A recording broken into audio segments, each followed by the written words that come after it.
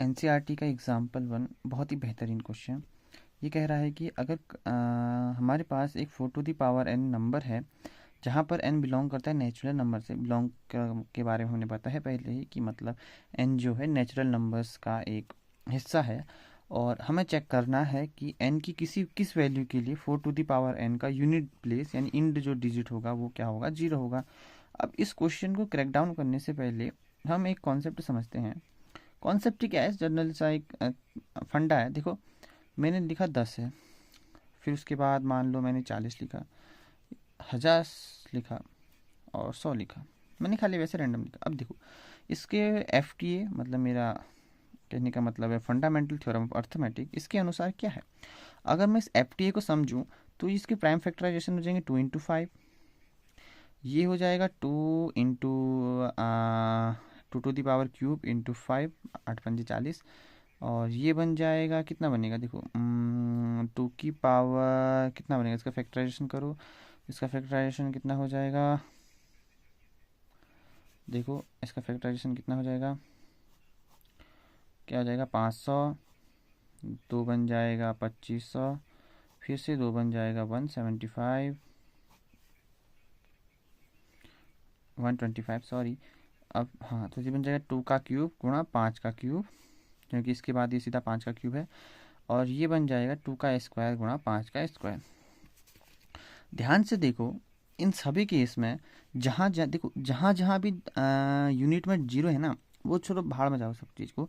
ये समझो कि जहाँ जहाँ भी, ये तो खाली हो गया, जहाँ जहाँ भी यूनिट के प्लेस में, यानी कि यूनिट प्लेस जहाँ पर भी 0 है, उस केस में जो हमारा फॉर्मूला बन रहा है 2 की पावर n और 5 की पावर n बन रहा है। देखो, 2 की पावर n, 5 की पावर n, 2 की पावर n, 5 की पावर n। यानी कि अगर मेरे पास कोई भी फॉर्मूला है जैसे 2 की पावर n और 5 की पावर n का, तो इस केस में हमेशा ध्यान रखना, जो यूनिट का प्लेस होगा ना वो हमेशा क्या हो जाएगा, 0 हो जाएगा। अगर इसी केस में अगर मैं n की वैल्यू ग्रेटर देन 2 ले लूँ, मतलब n जो होगा 2 या 2 से बड़ा होगा, उस केस में हमेशा यूनिट, इकाई और दहाई का अंक हमेशा 0 होगा। देखो, ये बहुत बहुत डीप बात है कि ये जो पार्ट है ना, मैंने कहा कि ये फॉर्मूला ही मान लो कि जैसे कि यूनिट प्लेस यानी कि इंटू नंबर, अगर मैं यहाँ से गिन रहा हूँ तो इंटू नंबर ही तो है। देखो, अगर ध्यान से देखो तो यूनिट प्लेस 0 के लिए जो फॉर्मूला होना चाहिए वो 2 की पावर n इंटू 5 की पावर n का होना चाहिए। अगर यूनिट प्लेस में अगर 0 आ रहा है तो ये फॉर्मूला है, तो तभी क्या हो जाएगा, ये वैलिड होगा। अगर हम देख सकते हैं, अगर मैंने n की वैल्यू को 2 रख दिया, n की वैल्यू को 2 रखा, तो क्या बन जाएगा, 100 बन जाएगा। 2 दूना 4, 5 चौकी क्या बन जाएगा, 25 चौकी 100।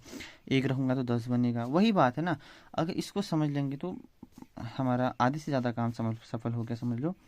अब हमारा क्वेश्चन कहता है कि 4 की पावर n, हमें पास क्वेश्चन है जहाँ पर n नेचुरल नंबर है, और हमें चेक करना है कि ये देखो, अगर ये 4 की power n according to question कि 4 की पावर n का यूनिट प्लेस जो है क्या 0 हो सकता है किसी भी वैल्यू n के लिए, तो उसके लिए इसको जो फॉर्म होना चाहिए 2 की पावर n इंटू 5 की पावर n में इसका प्राइम फैक्टराइजेशन होना चाहिए। पर जब हम इसका प्राइम फैक्टराइजेशन करेंगे तो ये बन जाएगा 2 की पावर 2, इसको लिख सकता हूँ मैं, उसकी पावर में n।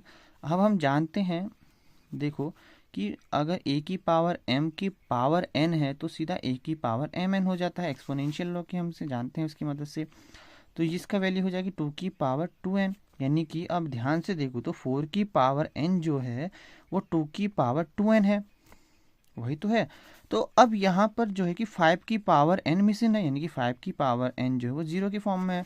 वही तो, तभी तो हो गया, यानी कि किसी भी नंबर का पावर 0 मतलब 1 है। तो मेरे कहने का मतलब है कि यहाँ पर सिर्फ 2 की पावर 2n वाला टर्म है, 5 की पावर n वाला टर्म जो है मिसिंग है। तो इस केस में इसके कभी भी कह सकते हैं कि इसका केस है, चूंकि यहाँ पर 5 की पावर n टर्म मिसिंग है, तो इस वजह से किसी भी वैल्यू n की किसी भी वैल्यू पर इसका यूनिट डिजिट क्या हो जाएगा, 0 कभी नहीं होगा। तो यानी क्या जाएगा, नो यूनिट डिजिट प्लेस 0। मैंने यूनिट प्लेस कहा या इंटू नंबर जो भी कहो, 0, चूँकि 5 टू द पावर n जो है मिसिंग है। तो ये ओवरऑल क्या है, इसका बेसिक फंडा है। अब मैं तुम्हें एक क्वेश्चन देता हूँ HW के लिए, अगर तुम्हें समझ में आया तो ये बहुत बेहतरीन क्वेश्चन है, समझ में आ जाएगा। अब तुम्हें 6 की पावर n के लिए इसको चेक करना है, ठीक हो गया। क्या होगा। अगर आपको ये समझ में आ गया है तो इसको, ज़्यादा कुछ नहीं है, हलवा है समझ लो। इसका कमेंट में मुझे आंसर ज़रूर बताना। दोबारा से बता देता हूँ कि अगर किसी भी जो भी यूनिट प्लेस में अगर जीरो चाहिए तो फॉर्म जो है 2n और 5n का होना चाहिए।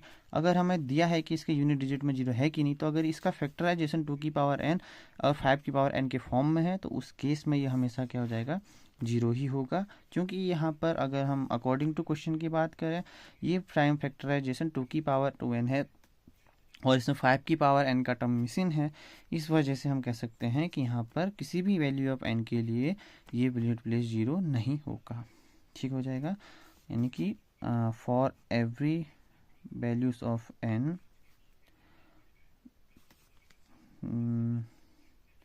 इसको नॉट एग्जिस्ट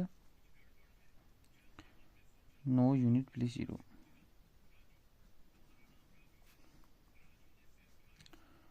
डिजिट जीरो, ये वैसे खाली टेक्निकली लिख दिया मैंने।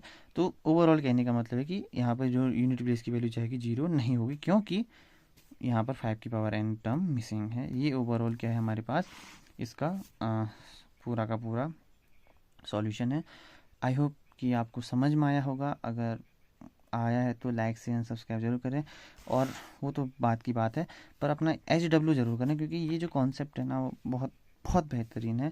तब तक के लिए मिलते हैं, बाय बाय। अब अगले वीडियो में हम क्वेश्चन सॉल्व करेंगे, बहुत सारे क्वेश्चन सॉल्व करेंगे, जब तक कि हमारा FTA पूरा समाप्त ना हो जाए, पूरा क्लियर स्टेट ना हो जाए। उसके बाद हम तब जाएंगे हम SCF और जो हमारा LCM है, जिसकी वैल्यू A×A एक फार्मूला टाइप से मान लो, इसको हम समझेंगे क्यों होता है, किस लिए होता है।